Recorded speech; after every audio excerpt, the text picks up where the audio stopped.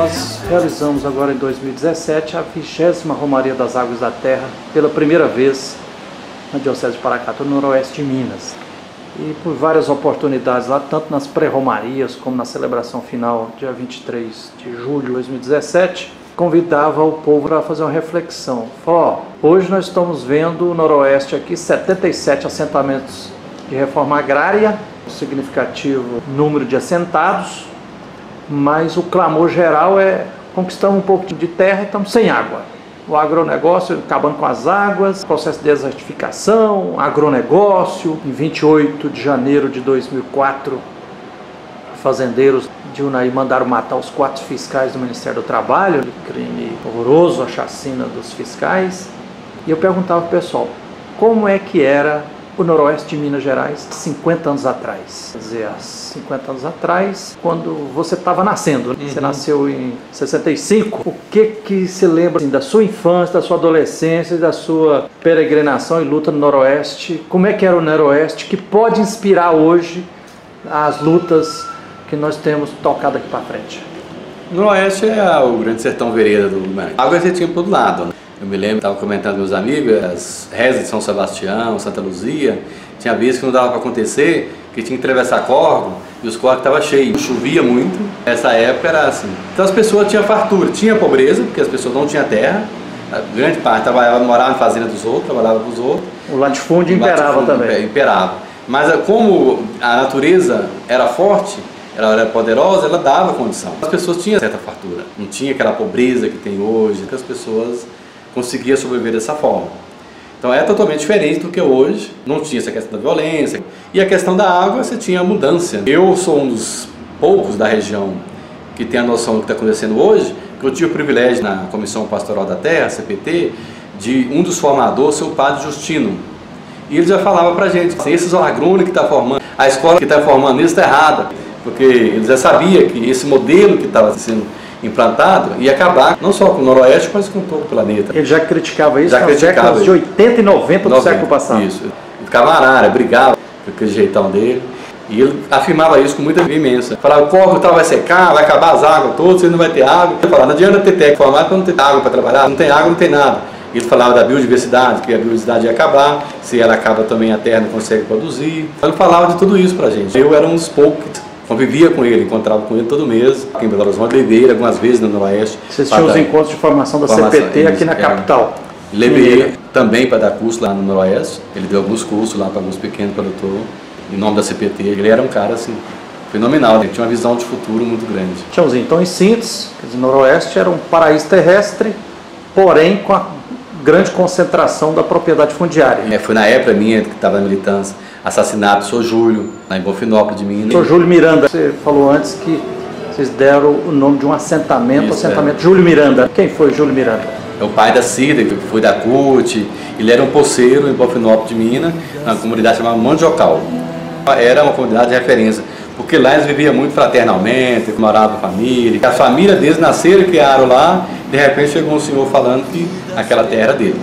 Ah, então o Sr. Júlio era poceiro. Ele, os irmãos dele, o cunhado e tudo. E ele foi assassinado pelo fazendeirão lá. Fazendeirão.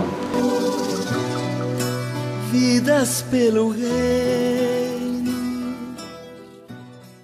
Estou abraçando aqui a dona Cipriana, que é viúva do senhor Júlio, que foi presidente do Sindicato dos Trabalhadores Rurais de Unaí.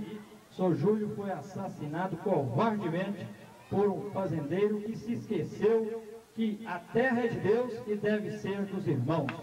E a dona Júlia ainda traz no corpo uma bala atirada por um fazendeiro que esqueceu que a terra é de Deus e que é dos irmãos.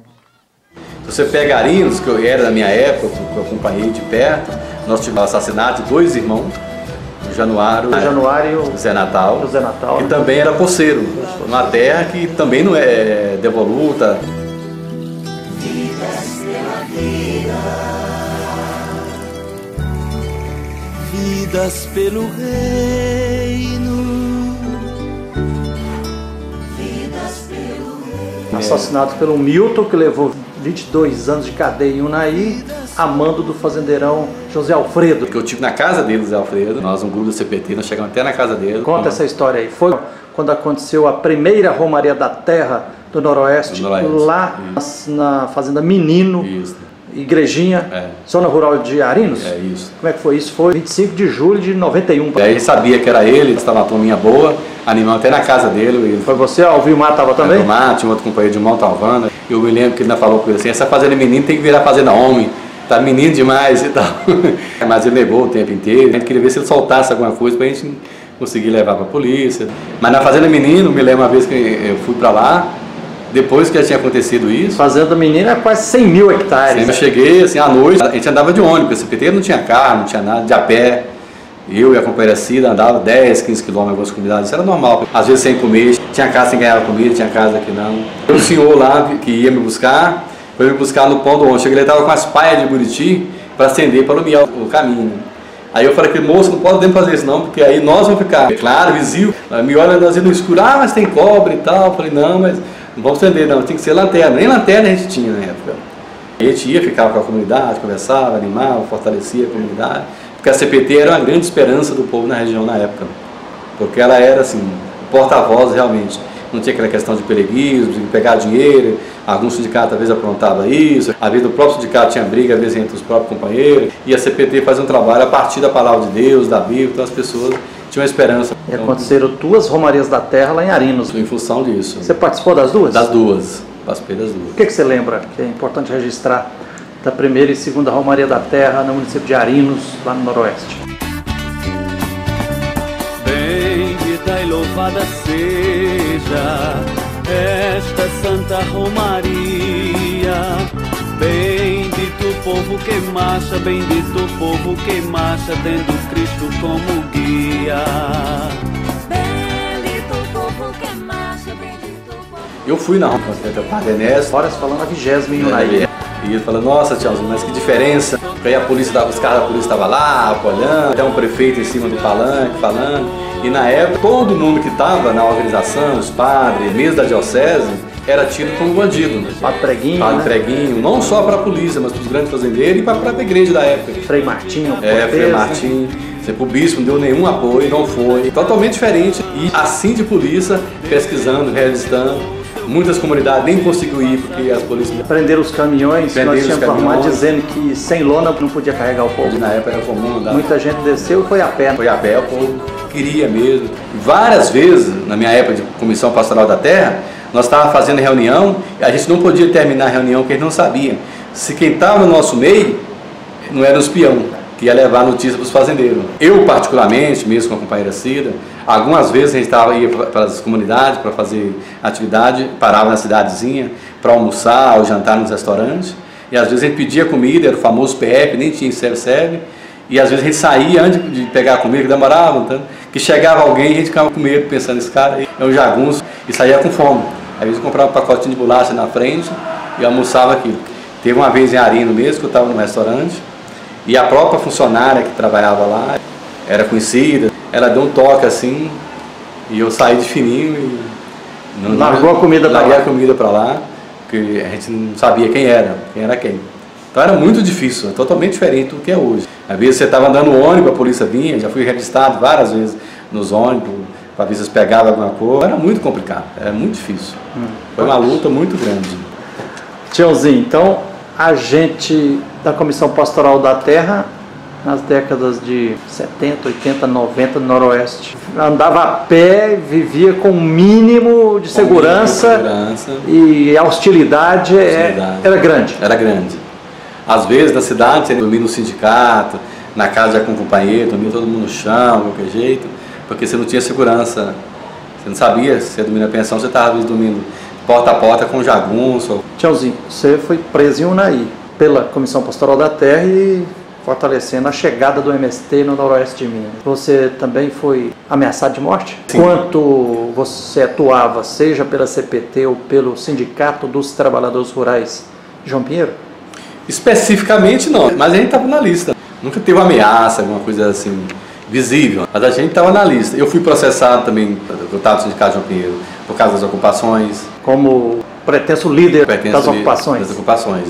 E como a polícia tinha muito aquela questão do policial dedo duro, P2, ele ia para as reuniões, paisano, então tinha amigo dele que ia, tinha toda a lista nossa lá das lideranças, quem era, quem não era. Tiozinho, recordando quais os que participaram da CPT no Noroeste de Minas? Quando eu entrei, a CPT já existia, tinha uma história lá, mas da minha época era a Cida, que hoje mora em Brasília, formou em Direito. Tinha várias Cidas. Maria Aparecida de Jesus, que morava em Arinos. Que tem a outra Cida, que é filha do Sr. Júlio Miranda. Mas a Cida nunca foi da CPT, né? Ela era do sindicato, da CUT, da CPT era Maria Aparecida de Jesus, que foi vice-prefeita em Arinos, depois casou, hoje mora em Brasília. A Luzia, que depois casou também, que era filha da Dunaí, que foi funcionária das irmãs. A Luzia está onde hoje você tem?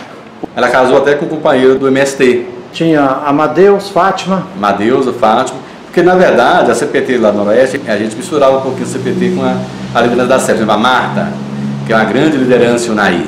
Das comunidades eclesiais de base de Unaí. Ela estava sempre junto com a gente, dando suporte. Inclusive a casa dela era uma dessas casas que a gente dormia, a gente fazia reunião. Quer dizer, a luta da CPT era coladinha com a luta da SEBS. E dos sindicatos dos trabalhadores rurais também. E as irmãs que moravam lá em Unaí, naturalmente é como se fosse da CPT. Porque elas estavam apoiando, as reuniões, estavam juntas. A irmã Selenita, a irmã Terezinha. A irmã Dulcinha, teve a irmã Raimunda. Tiozinho, você que conheceu por vivenciar o Noroeste de Minas, sabe muito bem da história, e hoje você conhece também o Noroeste e vê essa agressão enorme socioambiental do agronegócio, do hidronegócio, secando as águas, uso indiscriminado de agrotóxicos. Qual a pista de futuro, o caminho que você acha que as forças vivas da sociedade do Noroeste devem seguir? O Noroeste não virá um deserto e não morrer todo mundo, porque inclusive a epidemia de câncer lá também está muito forte. Não é à toa que em Unaí já estão construindo um hospital do câncer. O que você diria que é importante assim, as forças vivas da sociedade considerar sobre a atuação tanto da igreja quanto da Comissão Pastoral da Terra, dos movimentos sindicais, dos movimentos populares? Quando eu comecei no movimento da SEB, da CPT, tinha uma palavra que era muito forte, êxodo rural. Nem se fala isso mais hoje. E no Noroeste não foi diferente. Hoje é comum você chegar lá nas pequenas propriedades, está fechada, um casal de velho lá de 80, 70 anos, só os dois. Ou então a fazenda realmente não tem ninguém, está fechada. Ou então o cara vai lá, chega de manhã e volta para tarde. As pessoas foram tudo para a cidade. Isso por vários fatores. Mas com essa política aí, o campo não foi valorizado. Eu morava no campo, era perca de tempo. Hoje as pessoas falam, eu comecei a trabalhar novinho, por isso eu aposentei cedo. Se fosse olhar assim, o homem do campo tinha que começar a aposentar com 30 anos, porque com 10 anos já está trabalhando, né? Tanto o homem como a mulher.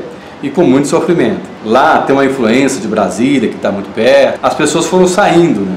Aí foi chegando outros que não tinham muito a ver com a região, com essa visão de desenvolvimento, mas não respeitando a diversidade, não respeitando a cultura, a natureza.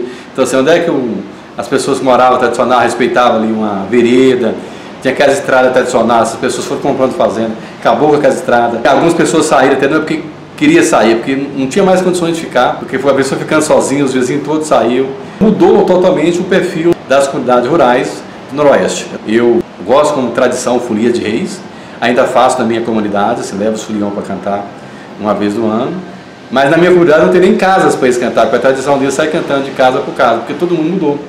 Algumas pequenas propriedades estão fechadas. Eu vejo que a luz que poderia pensar no Noroeste ainda, valorizar o campo, dar incentivo para a pessoa morar no campo, ter ele como uma referência, a própria igreja. Eu fico vendo algumas comunidades estão fechando, porque não vou celebrar lá porque só tem 2 famílias, só tem 3 famílias, está todo mundo na cidade. Acho que a igreja poderia pensar uma forma de, pelo menos nas celebrações, levar o povo da cidade para ir, para participar. E os municípios, os prefeitos, têm uma política voltada para o campo, para incentivar as pessoas a voltarem para o campo, trabalhar, porque hoje em dia melhorou muito. Mesmo morando no meio rural, dá para você estudar, não é igual na minha época. Tem o transporte. Eu morei na roça, nós buscávamos água na cabeça, mais ou menos 400 metros, para cozinhar, para lavar.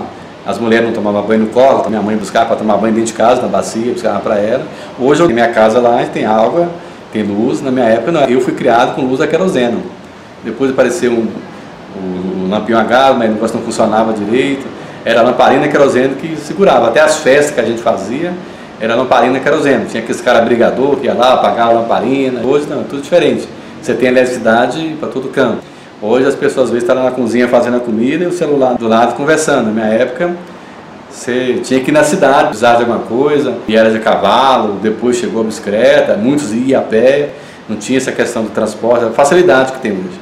Então penso que se tivesse uma política para incentivar o povo a voltar para o campo, teria uma alternativa para o Noroeste. Eu vejo que o pequeno produtor que está lá hoje tem um desafio muito grande, porque para ele produzir, às vezes ele tem que desmatar essa cultura que tem.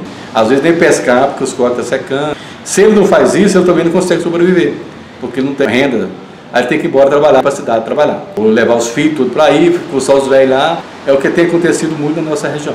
Tiãozinho, agora o agronegócio e o hidronegócio chegou devagarzinho no Noroeste e vai encampando, vai anexando territórios, anexando. Se depender desse sistema do capital e do agronegócio, parece que eles querem varrer e tomar todos os territórios e deixar pouquíssimas pessoas só para controlar os botões, os computadores e os robôs na zona rural, né? Você acha que, se não frear essa proposta de agricultura, tem futuro no Noroeste? Já não tem, né? Porque hoje em dia nós temos pivô lá, tudo montadinho sem poder funcionar, porque não tem água. Já secou, os rios e os as nascentes. Os caras, o padre Justino falava antes, assim, não adianta ter o agrônomo, ter todo o equipamento, a questão da modernidade, mas tem outras coisas que precisa também. Esse modelo aí não vai para frente, não tem futuro. Pelo direito de ocupar nosso lugar, ter sempre voz, não passar a nossa vez, pra ver o sonho um dia se realizar, e não a morte na sua insensatez. Comunidade é a força do amor.